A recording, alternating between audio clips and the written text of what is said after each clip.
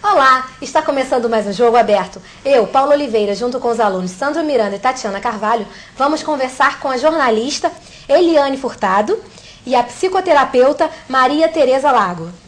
Sejam bem-vindos ao Jogo Aberto. Nós vamos conversar hoje sobre o primeiro livro da Eliane Furtado.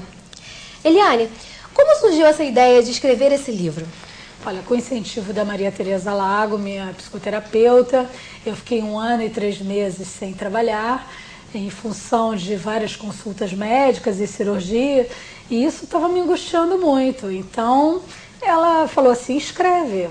E eu já pensava em fazer um livro sobre outros assuntos, não sobre saúde.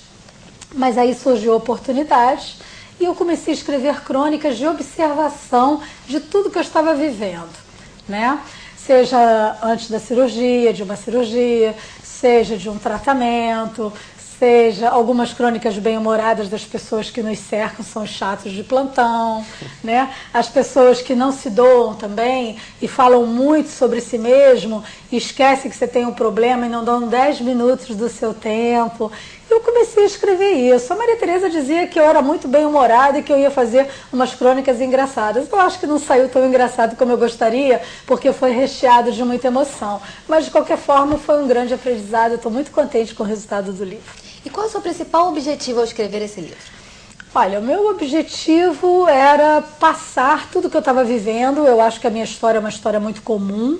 É uma história simples de milhares de brasileiros, é porque a gente não vive nesse meio. Quando a gente vai para a área de saúde é que a gente vê quantos brasileiros têm problemas até maiores do que o meu. Então, o meu objetivo era escrever, exercitar esse meu lado jornalístico, era também passar para as pessoas uma mensagem de entusiasmo, de fé, acima de tudo de luta, né?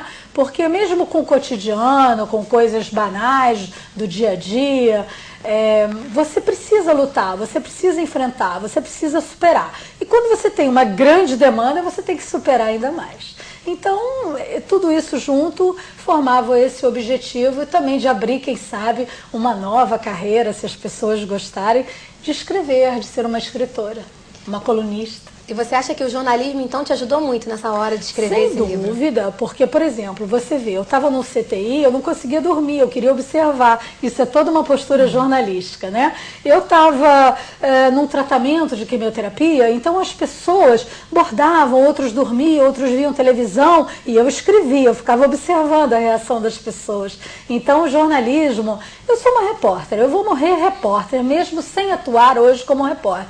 Porque tem toda uma visão, trabalhei mais de 25 anos nisso, então você não consegue fazer uma viagem de prazer, de turismo, sem ter esse olhar jornalístico em cada coisa, seja no avião, seja no show, seja... Você não abandona a sua profissão, é como médico, né? É como médico. Outro dia o Dr. Flávio, meu clínico, estava me contando uma história muito engraçada, que ele estava fazendo pipi num banheiro e viu uma pessoa famosa fazendo pipi e saiu sangue. Aí ele... Na hora, ele falou assim, olha, o senhor deve estar com problema de próstata. Então, eu acho que toda profissão tem esse tipo de olhar. Você não pode dissociar isso. Aonde você encontrou forças para superar a doença? Não sei. Ninguém sabe. Eu acho que é um pouco na fé, um pouco na terapia, um pouco no otimismo dos médicos e, acima de tudo, na minha vontade de não morrer nesse momento. Né? Meu pai era muito engraçado, viveu até 94 anos, cada vez que morria uma pessoa famosa, essa pessoa está com pressa, eu não tenho pressa nenhuma. E eu também não estou com pressa por enquanto, não. Você falando de fé, no primeiro capítulo do seu livro, eu li uma coisa que eu achei bastante interessante, a história de Nossa Senhora da Penha, do santinho que você achou ao ir comprar uma verdura no mercadinho. Conta essa história pra gente. Olha, eu cresci ouvindo minha mãe falar que quando ela saiu da maternidade, antes de ir para casa, levou meu irmão e depois me levou à Igreja da Penha. Meu pai era um médico que trabalhava naquela região e ela se apegou muito às pessoas daquela região e àquela santa. E a minha mãe era descendente de árabes, ela foi criada na religião ortodoxa, mas ela acabou virando uma católica fervorosa. Eu passei a vida toda ouvindo isso, ela faleceu, me deixou muitas imagens, e eu sempre tive Nossa Senhora como uma referência, sem fanatismo.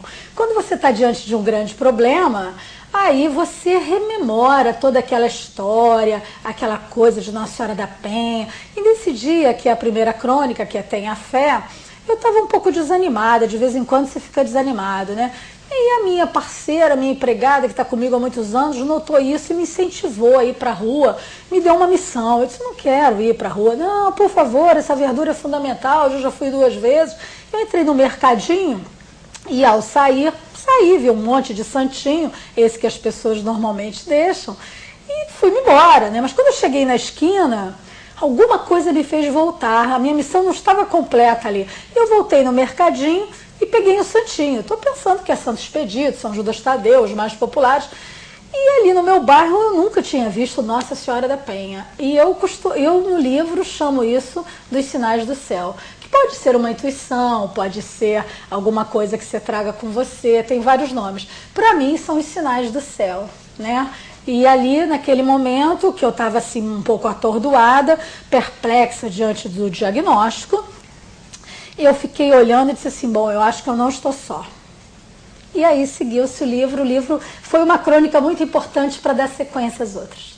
Maria Tereza, eu queria que você falasse um pouquinho sobre como foi o acompanhamento a Eliane desde o momento em que ela descobriu a doença e o incentivo que você deu para que ela fizesse esse livro. Sim, foi fundamental que a gente começasse, ou já tivesse começado todo um trabalho de análise. Então a gente já tinha alguns anos, algum tempo já estabelecido, né? Então já havia o que a gente vai chamar de uma aliança terapêutica.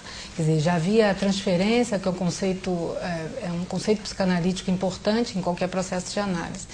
Então, com isso estabelecido, foi muito mais fácil eu tentar passar para ela de que ali ela podia contar com aquele espaço para que ela pudesse falar incessantemente da dor diante de uma notícia dessa. A Maria Tereza foi a segunda pessoa que eu telefonei quando eu tive o diagnóstico. Isso prova confiança, porque a primeira foi meu marido e a segunda foi a Maria Tereza. Aí depois eu fiquei quietinha. Eu não contei para ninguém. Eliane, eu li numa das suas crônicas que você falou da dificuldade, do tabu de falar sobre o câncer, quando existem as possibilidades da violência, que todo mundo, né, quando se junta para falar de câncer, existe um afastamento das pessoas e com a violência as pessoas se unem. Eu citei isso porque o meu grande amigo, meu compadre, quando terminou meu tratamento em novembro do ano passado, ele levou um tiro no Leblon, né, 8 horas da noite, num lugar movimentado, de luxo, e eu me lembro que em torno do meu compadre se juntou todo um aparato, uma família. As pessoas ficam muito perplexas com a violência que nós estamos passando, ficam muito assustadas de um tiro. E eu falei no livro que o tiro no meu compadre foi a mesma coisa que você levar um tiro, porque o câncer é imprevisível, é uma doença que há muitos e muitos anos vem cercada de tabus, de preconceitos, de medo, porque ela é imprevisível. Você nunca tem a certeza da cura absoluta, porque são as suas células que estão envelhecendo, então você não sabe bem de onde surge isso, ainda está mais próximo de se conseguir a cura, mas ainda falta um grande caminho científico. E as pessoas ficam com esse medo, né? Porque eu li muito algumas coisas que no passado as pessoas não pronunciavam essa palavra, né? Eu fiquei assim também com um pouco de preconceito comigo mesma no início, assim, meu Deus, eu sou tão jovem, não sou tão jovem assim, mas você se sente. Então, eu fiquei mesmo assim comigo. Eu disse, não, eu tenho que superar isso, eu tenho que vencer meus preconceitos. O livro foi uma forma de vencer o meu preconceito e de ajudar a pessoas, inclusive da minha família, que às vezes ficavam apavoradas de ver isso. Eu tenho 22 primos, eu sou a 22ª, a caçula, e a única que teve isso. Então, eu acho que você vencer o seu preconceito é o primeiro grande passo para você mudar a mentalidade das pessoas e ajudar os outros. É o que eu penso. Eliane, a capa do seu livro é bem interessante. Fala disso mesmo, né? É um renascimento, um surgimento de um tronco, de uma árvore, puxando uma plantinha onde renasce, né? Espero que sim, estou lutando para que eu esteja renascendo mesmo, esteja renovando toda a minha vida, de um grande amigo, um grande publicitário, Lielzo Zambuja, que mostra as raízes que nós somos, né? A árvore que nós somos, e fui liquidada, mas estou renascendo.